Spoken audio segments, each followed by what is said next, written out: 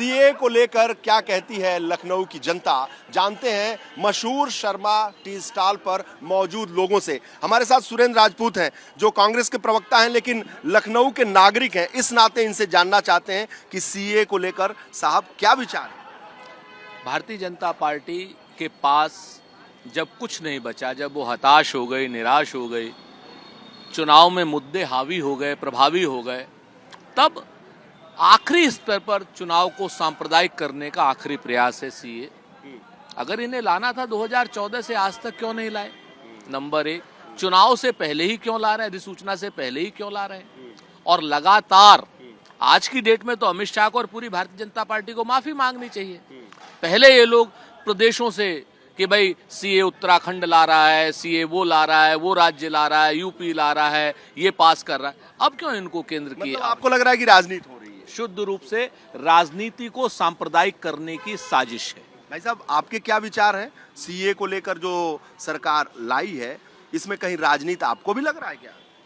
Bharatiya Janata party कोई भी काम हमेशा भटकाने के लिए करती है। हर इशू को इसलिए लाती है कि आदमी मुख्य धारा से हट करके दूसरी तरफ चला जाए। आज की तारीख में पूरे देश में भारतीय जनता पार्टी के पास आम जनता को बताने के लिए कोई मुद्दा ही नहीं है। हर मोर्चे पर भारतीय जनता पार्टी फेल है, इसलिए वो नई नई चीज़ों को सामने ला करके केवल लोगों का मन बहलाते हैं। केवल राजनीति है इसमें, आपका कहना है। आप बताइए जनाब कि ये जो सीए है कि राजनीति है केवल? जो काम कांग्रेस वोट बैंक के कारण नहीं कर पाई और देश के मुद्दों को वोट बैंक के कारण उलझा करके रखा, वो सब चीजें आज भारतीय जनता पार्टी कर रही है। सीए देश की जरूरत है, एनआरसी देश आजाद होने के बाद होना चाहिए था, अभी तक नहीं हो पाया। तो ये तुष्टीकरण या धर्म के नाम पर जो लोग राजनीति करते थे या वोट बैंक बांधते थे, मैं समझता हूं कि मुसलमानों को बढ़ करके आगे आना चाहिए। मैं भी मुसलमान हूं कि सीए उन लोगों के लिए है कि जो अपने देश से पीड़ित होकर के लोग आए और वो भारत से शरण मांग रहे हैं। तो जो लोग हिफाजत मांग रहे हैं, उनकी हिफाजत की जिम्मेदारी भारत की है। तमाम देशों से मुसलमान आए, उन्होंने भारत में शरण ली, भारत उनको शरण दी। अगर कोई हिंदू बांग्लादेश, पाकिस्तान, अफगानिस्तान में धर्म के नाम पर पीड़ित है, पूरे हिंदुस्तान में शरण चाहता है, हिंदुस्तान में रहना चाहता है, वो रहे, तो इसमें दिक्कत क्या है? मैं समझता हूँ मुसलमानों को कोई दिक्कत नहीं है, दिक्कत उन दलों को है जो मुसलमानों को वोट बैंक मानते हैं। वोट बैंक मानते हैं। जनाब ये बताइए कि जो नागरिक कानून है, इसको लेकर आपके क्या विचार हैं? मेरे विचार ये है कि जो सरकार ने कानून बनाया है बहुत रीजनेबल है और उसकी वाजिब वजह है। अगर वाजिब वजह ना होती तो सरकार ऐसा कानून ही नहीं बनाती। तो हम ये जगह जगह जो है वो न्यूज़ में भी और पेपर्स में भी पढ़ते हैं कि अफगानिस्तान और पाकिस्तान में जो है वो माइनॉरिटी के साथ जो है वो गलत बिहेव हुआ है। अगर गलत बिहेव हुआ है तो वो लोग फिर कहाँ जाएंगे? तो वहाँ तो क्योंकि माइनॉरिटीज़ जो है बहुत ही ख़त्म हो गई है, रिड्यूस हो गई है, तो सरकार का कानून जो है वो मुनासिब है, वाजिब है। मुनासिब है कानून। ये बताइए साहब, आप तो अल्पसंख्यक हैं, ये बताइए कि ये जो सीए है उसको लेकर आपके क्या विचार हैं? सर, जैसे कि अभी आपको अध्यक्ष जी ने बताया है कि जो बाहर अफगानिस्तान, पाकिस्तान और ये अदर कंट्रियों में जो भी हिंदू लोग परेशान हैं वहाँ की सरकारों से, धर्म की वजह से, उसको सरकार अगर यहाँ पे लाने का काम कर रही है तो अच्छा ही है। मतलब कुल मिला के आप सहमत हैं? सहमत है। और आप साहब?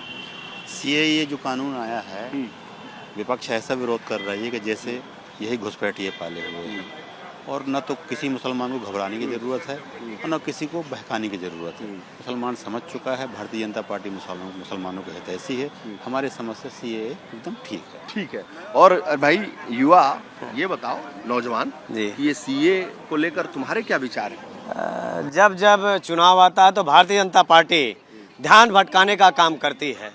ये बताइए, इलेक्ट्रॉनिक बॉन्ड का जो मामला है 15 तारीख को सार्वजनिक करना है, उसको दबाने के लिए 2019 से ठंडे बस्ते में रखे थे। जब चुनाव आ गया तो आप सीए ला दिए। मैं कह रहा हूं कि भारत में खुद ही इतनी जनसंख्या है, उसको संतुष्ट कर लीजिए। सामाजिक आर्थिक राजनीतिक रूप से वो लोग संतुष्ट रहें तो अगर वो लोग संतुष्ट हैं तो आप लाइए, कोई दिक्कत नहीं। लेकिन यहाँ भारत की जो जनता अगर ये संतुष्ट हो जाती है, यहाँ के लोग संतुष्ट हो जाते हैं तो आप लाइए। लेकिन आप बताइए बेरोजगारी का उसके मुद्दा है, बड़ा मुद्दा है, इससे ध्यान भटका रहे हैं आप। इलेक्ट्रॉनिक बॉन्ड सार्वजनिक करने की बात है, कुल मिला के ध्यान भटकाने का काम है। ये कह रहे हैं कि ये जो सीए ध्यान ये लोग फालतू की बात कर रहे हैं। भाजपा आ रही है, ये लोग फ्रस्ट्रेशन हो चुके हैं। देखिए 400 पार है भाजपा, फ्रस्ट्रेशन लोग हैं और कुछ नहीं। सीए क्यों नहीं आएगा, कानून आएगा। अरे कानून की जो बुराई है उसकी बात करिए आप लोग, हल्की बात करने से थोड़ी ना होगा। हल्की बात चल एकदम पूरी हल्की बात, विपक्ष की हल्की बात है और कुछ नहीं है। ये बताइए साहब, आप तो पढ़े लिखे नौजवान लगते हैं, ये बताइए विचार तो होना चाहिए सीए पे। भाई सीए पे क्या अच्छा होगा बुरा होगा, कुछ तो होगा। ये अच्छा ही होगा, बुरा कुछ नहीं होगा। हाँ, सब अच्छा होगा। अच्छा कहने में इतना हिचक क्यों? नहीं, अच्छा ही कह रहा है, हिचक कहाँ हो रही है। हाँ। अच्छा ही होगा, माहौल ठीक है मतलब। माहौल बिल्कुल ठीक है। आप बताइए भाई साहब, ये सीए पे क्या विचार आपके हैं? बढ़िया है इसकी, आना चाहिए, तो बहुत पहले आ जाना चाहिए था। अच्छा, लेकिन वही है ना कि राजनीति के चलते काफ़ी देर हुआ।